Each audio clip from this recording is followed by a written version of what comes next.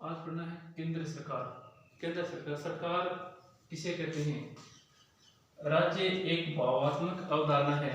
राज्य एक भावात्मक अवधारणा है जो एक अमूर्त एवं अदृश्य संस्था होती है, जो अमूर्त एवं अदृश्य संस्था होती है, जिसे मूर्त प्रदान करने वाली संस्था ही सरकार कहलाती है।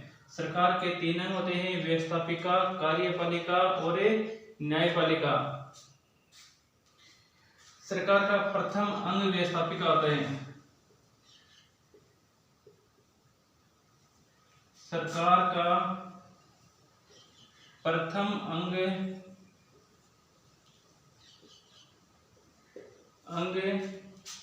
व्यवस्थापिका होती है।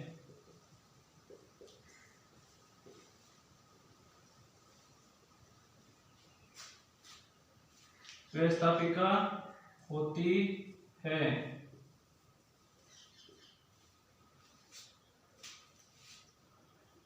व्यवस्थापिका के भी दो भाग होते हैं, एक संघीय व्यवस्थापिका, संघीय व्यवस्थापिका, और दूसरी होती है, वह होती है राज्य व्यवस्थापिका। राज्य व्यवस्थापिका। अब जो ये संघीय व्यवस्थापिका होती है, इसी संघीय व्यवस्थापिका को भारत में संसद कहा जाता है।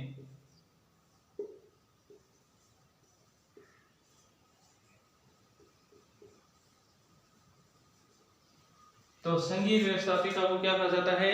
संसद कहा जाता है। अब हमें संसद लिखते हैं कि संसद, आखिर संसद क्या होता है? संसद राष्ट्रपति,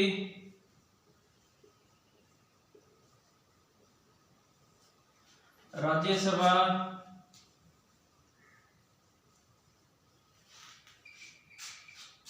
लोकसभा,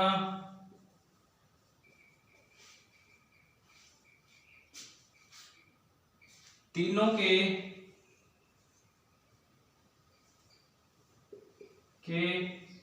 संयुक्त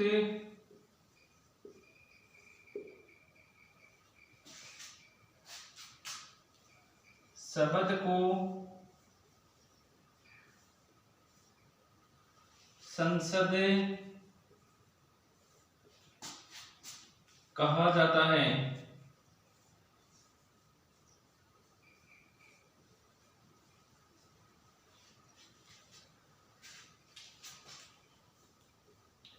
भारतीय संविधान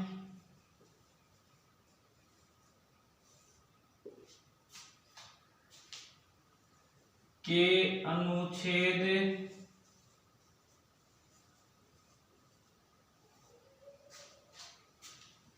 79 में वर्णन है।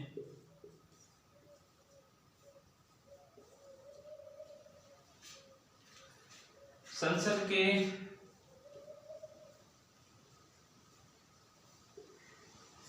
के दो सदन होते हैं।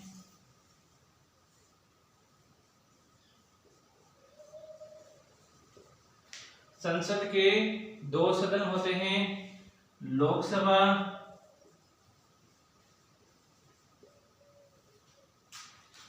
व राज्यसभा।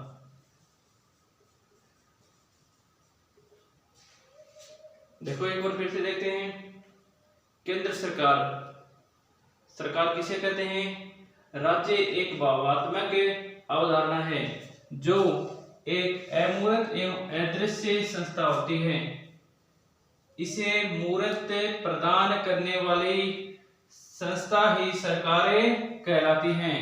इसे मूर्त प्रदान करने वाली संस्था ही सरकार कहलाती है। सरकार के अंग, सरकार के तीन अंग होते हैं: व्यवस्थापिका, कार्यपालिका और न्यायपालिका। सरकार का प्रथम अंग व्यवस्थापिका होता है। सरकार का प्रथम अंग है वो क्या होता है? व्यवस्थापिका। और व्यवस्थापिका को संघीय व्यवस्थापिका और राज्य व्यवस्थापिका, संघीय व्यवस्थापिका और राज्य व्यवस्थापिका दो भागों में बांटा गया है। संघीय व्यवस्थापिका को संसद कहा जाता है। संसदीय व्यवस्थापिका को क्या कहा जाता है? संसद कहा जाता है भारत में। संसद यानी कि संसद किससे बनता है? तो संसद राष्ट्रपति, राज्यसभा, लोकसभा तीनों के संयुक्त शब्द को ही संसद कहा जाता है। अर्थात संसद राष्ट्रपति, राज्यसभा, लोकसभा के तीनों के संयुक्त शब्द को ही संसद कहा जाता है। भारतीय संविधान के अनुच्छेद 79 में इसका वर्णन है, यानी कि अनुच्छेद 79 में इसका विस्तार पूर्वक वर्णन किया गया है। संसद के दो सदन होते हैं। संसद के दो सदन होते हैं, लोकसभा और राज्यसभा। अब हमें लोकसभा का गठन और वह राज्यसभा का गठन ये हमें पढ़ना है। तो अगले वीडियो में हमें लोकसभा के गठन के बारे में अध्ययन करेंगे। आज बस इतना ही। कल हमें लोकसभा के गठन के बारे में पढ़ना है।